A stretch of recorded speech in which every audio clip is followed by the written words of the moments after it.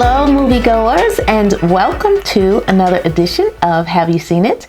I am your host, Denise, and before I get into my review this week, you know I've got to tell you who my favorite actor is.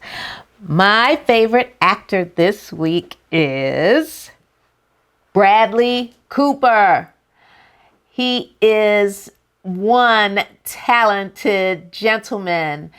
And there are two movies that I chose to share with you to, give you an idea of why I think he's such a great actor. Two totally different characters. The Hangover movie, the first installment, the character that he plays in that film. And then fast forward many years later, he plays the role of Maestro, and he is an Academy Award nominee, and those two characters are so vastly different. If you have seen the Hangover movies but you haven't seen Maestro, check out Maestro just so you can see his incredible range. Bradley Cooper is my favorite actor this week. All right, folks, I'm going to jump into my review. And my review this week is a Spike Lee joint. It is the movie Highest to Lowest.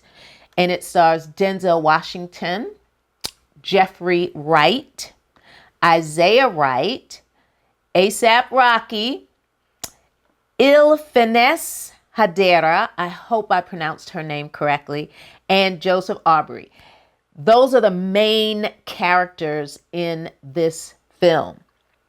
Now, this movie is about a music mogul played by Denzel Washington. He plays the role of David King, and he is the target of a ransom plot. And this ransom plot puts him in quite a pickle. He's got a moral dilemma that he's got to deal with.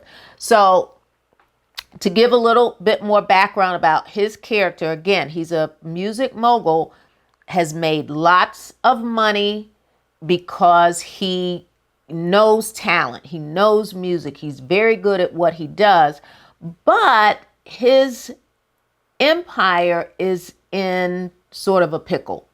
And so you've got that situation that he's dealing with, and of course money is involved in that situation. So you see him and his business partners kind of going back and forth with where the company should go and move forward. Do we sell? Do we sell shares? Do we keep shares? And so forth. So you've got that angle going. The character that Denzel Washington plays lives in a beautiful penthouse. So he is, set up quite nicely, and the movie takes place in New York City.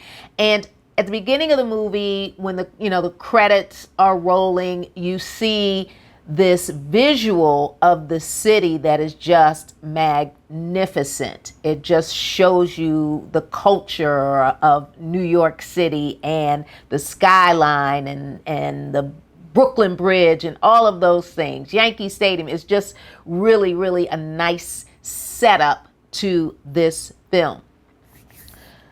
So the other characters in this film, he's got a wife, he's got a teenage son, but he also has a very, very good friend, a childhood friend played by Jeffrey Wright, who works for him as his driver and, right-hand man, kind of confidant type of thing. Jeffrey Wright's character has spent some time incarcerated, so now that he's out living his life, David King is the one who kind of said, hey, man, I'm going to help you out as you move forward and put all of that behind you. Once the ransom situation arises, that is when demands are made.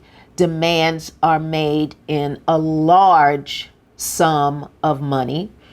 The individual who is requesting this large sum of money, aka the kidnapper, has told the family and police what his, how he wants his money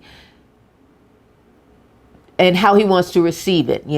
We don't want it in just regular dollar bills. We need this in Swiss account. We need it in, a certain denomination and so forth and so on. So actually I learned a little bit about why the person who's asking for the ransom wanted his money in a particular amount, in a particular way, and a particular transaction. As the movie unfolds, we realize that the ransom plot that we thought was happening turns out to be a case of, I'll just say, mistaken identity. So if you have been watching any of the interviews that Denzel Washington and Jeffrey Wright have done as they are promoting this film, you may have a little bit of background yourself on who has been kidnapped and why and how it unfolds, provided they didn't give away too many spoilers. But once, David King makes a decision as to whether or not I'm going to give you X amount of dollars, to take care of this ransom issue and get back the individual that has been taken from, I'll say, the family, okay?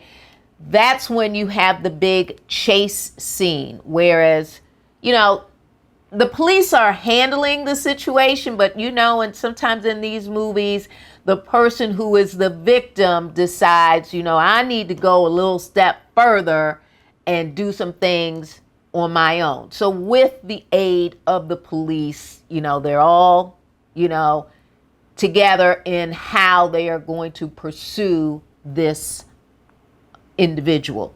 And so you've got a chase scene that, goes all through the city, and drop off here and a drop off there and a handoff here and a handoff there. So that's kind of exciting to see in the film how this transaction, really, really goes down. And then as the movie moves forward, you find out why this individual did what he did, came up with this plot, and the individual and David King have a face-to-face, if you will, and they kind of go back and forth in a very interesting type of dialogue to, air their grievances. And I'm putting my cards on the table, and I'm putting my cards on the table. Well, I'll take mine and I'll raise you two. So they've got this verbal dialogue going on that is quite interesting. So as usual, a Spike Lee joint is going to have Easter eggs in it. And he's always going to pick from his favorite actors and actresses that he's worked with over the years, and you are going to see several cameo appearances. So I'm not going to tell you who those individuals are, but you are going to see them.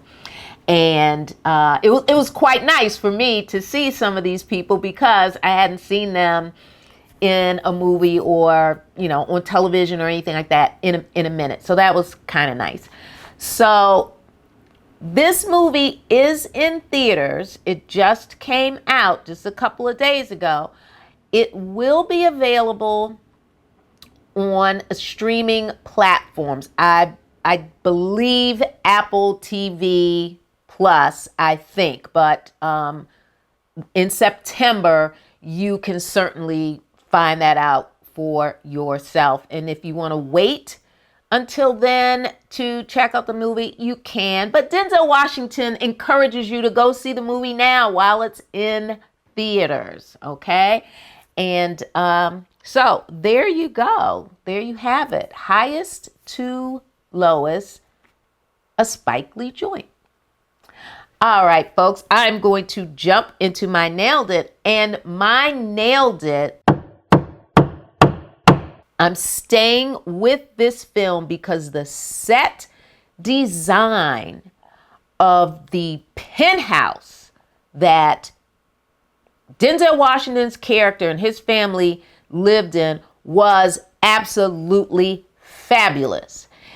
It had so much rich culture, African American history and culture. The vibe was evident throughout that set, floor to ceiling, wall to wall, from the hardwood floors and the mahogany staircase and the posters and the paintings, the artwork, the sculptures, the album collection, the book collection. Everything was just so well done. And many of the artwork that you see in this film is from Spike Lee's own personal collection. So I'm watching this movie and I'm waiting to get back to the penthouse in some situations because I want to see what else is in there. But fabulous, fabulous set design. So that is my Nailed It for this week. All right, moviegoers, you know what to do. I need you to see a movie because I'm going to see a movie. But before you see a movie, you need to subscribe to my YouTube channel and make sure you hit that like button. And remember, I am available on BlueSky at HYSI. All right, moviegoers, again, you know what to do. Until next week, I need you to see a movie because I'm going to see a movie. Until next week, bye-bye.